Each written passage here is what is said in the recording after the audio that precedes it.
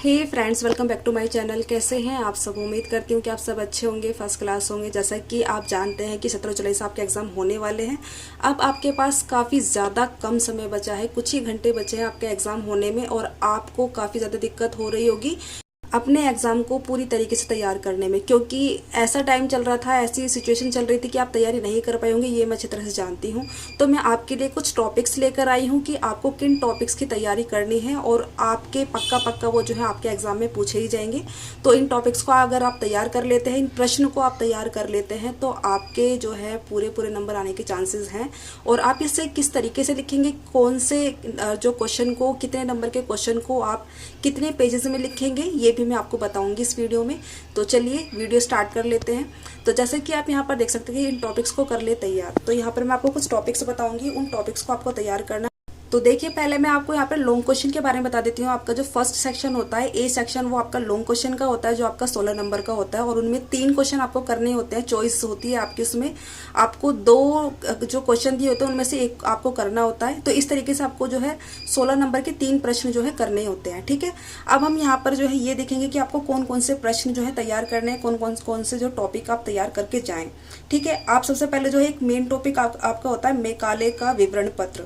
इस टॉपिक को आप अच्छे से तैयार कर लीजिए, क्योंकि इससे प्रश्न बनता ही बनता है। अब मैं आपको प्रश्न बता देती हूँ कि आप इसे किस तरीके से जो है तैयार कर सकते हैं। जैसे कि आप मैकाले के विवरण पत्र से आप क्या समझते हैं, विस्तार से समझाइए। ठीक है, एक इस तरीके से आप इसे जो है पढ़ सकते हैं। और दूसरा, मैकाले के विवरण पत्र ने भारत में शिक्षा के इतिहास को एक नई दिशा प्रदान की है, आलोचना कीजिए। तो इस तरीके से जो है आप इस जो प्रश्न को है तैयार कर, दोनों में से किसी को भी तैयार करेंगे वो आपके लिए जो है उपयोगी ही होगा। आप मैकाले से जो भी संबंधित क्वेश्चन आएगा आप उसे उसमें कर सकते हैं। ठीक है, तो इसका कहने का मतलब ये है इसमें कि अगर आप एक यूनिट जो है अच्छे से तैयार करते हैं, तो उसमें मैकाले का जो प्रश्न आएगा वो आप उसे इजीली कर पाएंगे। आपको हर एक यूनिट तैयार करने की कोई भी जरूरत नहीं है। आप 6 यूनिट में से अगर 3 यूनिट भी अच्छे से कर लेते हैं तो आपके लिए काफ़ी ज़्यादा अच्छे से आपकी जो है तैयारी हो जाएगी और आपका एग्जाम अच्छे से जाएगा। अब यहाँ पर मैं दूसरे अगर जो टॉपिक की बात करूँ तो वो आपका हो सकता है राष्ट्रीय शिक्षा नीति 1986। ये देखिए, इससे क्वेश्चन बनता ही बनता है, हर बार पूछा जाता है। तो आप राष्ट्रीय शिक्षा नीति 1986 को अच्छे से तैयार कर लीजिएगा। अब इसका क्वेश्चन क्या बन सकता है ये मैं आपको बता देती हूँ। जैसे कि राष्ट्रीय शिक्षा नीति 1986 से आप क्या समझते हैं और इसकी विशेषताएं विस्तार से बताइए। ठीक है, तो इस तरीके से जो है आप इस प्रश्न को तैयार कर लीजिए। इससे जो है ये जो प्रश्न पूछा ही जा सकता है, तो आप इसे अच्छे से तैयार कर लीजिएगा। नेक्स्ट, अगर मैं आपको बताऊं, शिक्षा के जो काल रहे हैं, जैसे 3 काल रहे हैं, आप भी जानते हैं। जैसे कि एक वैदिक काल रहा है, बुद्धिस्ट काल रहा है और मुस्लिम काल रहा है। तो इन तीनों ही कालों में से आपको एक काल अच्छी तरह से पढ़ लेना है।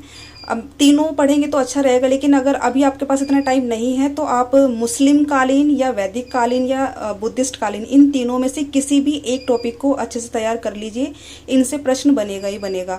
बुद्धिस्ट काल को अच्छे से पढ़ लीजिए, वैदिक काल को, और मुस्लिम काल तो बहुत इंपॉर्टेंट है। मुस्लिम काल को जरूर पढ़ के जाइएगा, अच्छे से पढ़ के जाइएगा। मुस्लिम काल से जो है आपका प्रश्न बनेगा ही बनेगा। अब मैं आपको बता देती हूँ कि किस तरीके से जो है प्रश्न आ सकता है। तो वो आ सकता है मुस्लिम कालीन शिक्षा, या हम यहाँ पर बोल दें कि वैदिक कालीन शिक्षा से आप क्या समझते हैं और इसके गुण एवं दोष क्या है, समझाइए। ठीक है, विस्तार से बताइए। इस तरीके से जो है आप इस प्रश्न को कर सकते हैं। ठीक है, चलिए मैं एक जो है नेक्स्ट पॉइंट और बता देती हूँ। जो टॉपिक है वो हो सकता है आपका जो प्राथमिक शिक्षा की सार्वभौमिकता से आप क्या समझते हैं।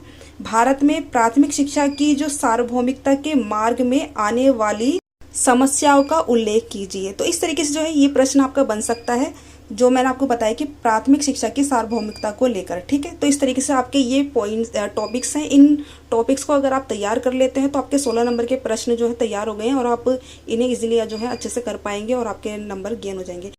अब यहाँ पर मैं बात करूँ आपके सेक्शन बी जो है आपका 4 नंबर के 4 प्रश्न होते हैं उसमें। तो 4 नंबर के प्रश्न के लिए आपको कितने पेजेस भरने हैं वो मैं आपको आगे बताऊंगी, लेकिन अभी यहाँ पर जो आपके इम्पोर्टेंट टॉपिक्स हैं जो वो मैं आपको बता देती हूँ कि क्या हो सकता है। देखिए, यहाँ पर जो है आपका एक कस्तूरबा गांधी को लेकर एक टॉपिक बन जाएगा। आप कस्तूरबा गांधी बालिका विद्यालय योजना की कार्यप्रणाली क्या है, आप जो है इस प्रश्न को तैयार कर लीजिए इस तरीके से। नेक्स्ट टॉपिक आपका हो सकता है, तो वो हो सकता है जो है आपकी माध्यमिक शिक्षा या मुदालिर शिक्षा आयोग के सुझावों को लिखिए।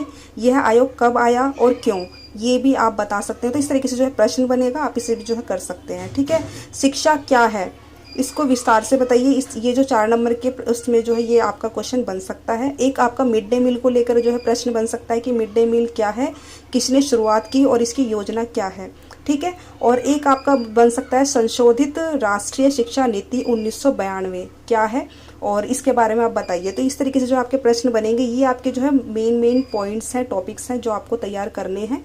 इसी से जो है आपका एग्जाम क्लियर हो जाएगा और अच्छे से आप दे पाएंगे, ठीक है। तो मैंने आज जो भी ये टॉपिक्स थे ये मैंने आपको बता दिए हैं। अब मैं आपको ये बताऊंगी कि आपको 16 जो नंबर का प्रश्न है उससे आपको कितने पेजेस में लिखना है। तो देखिए 16 नंबर के जो प्रश्न है लॉन्ग प्रश्न, उसे करने के लिए आपको कम से कम एक क्वेश्चन को करने के लिए 4 से 5 पेज भरने होंगे। मतलब आगे पीछे का अगर आप लगाए तो 8 से 10 पेज आपको भरने ही भरने हैं, जिसमें आप डायग्राम जरूर बनाइए जिससे कि आपका एक पेज उसी में जो है भर जाए। इसी तरीके से जो आप अपने तीनों प्रश्नों को कर लीजिए और आप मतलब 8 से 10 पेज का जो है एक एक प्रश्न 16 नंबर का आप लिख लीजिए, ठीक है। अब यहाँ पर हम बात करते हैं जो आपका खंड ख है, मतलब सेक्शन बी। तो वो आपका 4 नंबर का होता है प्रश्न और 4 नंबर के 4 ही क्वेश्चन आपको करने होते हैं। तो उसको करने के लिए कम से कम आपको 3 से 4 पेज भरने हैं। आगे पीछे के लगा के ही मैं आपको बता रही हूँ, करीब आपको जो है पेज भरने होंगे, ठीक है। तो इस तरीके से आप जो है अपना क्वेश्चन करेंगे। तो यही आपकी स्ट्रेटेजी थी। अगर आपको पसंद आई हो तो इसे लाइक करिएगा, शेयर करिएगा और चैनल को ज़रूर सब्सक्राइब कीजिएगा ऐसी ही अपडेट पाने के लिए, ऐसी ही इन्फॉर्मेशन पाने के लिए, ठीक है। तो चलिए, मैंने ये शॉर्ट में बनाने की कोशिश की है ताकि आपका ज़्यादा टाइम इसमें वेस्ट ना हो सुनने में, इसलिए मैंने थोड़ा जल्दी जल्दी बोलने की कोशिश की है। और हो सकता है क्लियर ना हो थोड़ी आवाज़, बट हम जो भी है यही है। तो उम्मीद करती हूँ कि आप ये वीडियो आपके लिए इम्पोर्टेंट रहेगी, बेनिफिशियल रहेगी। तो चलिए आज के लिए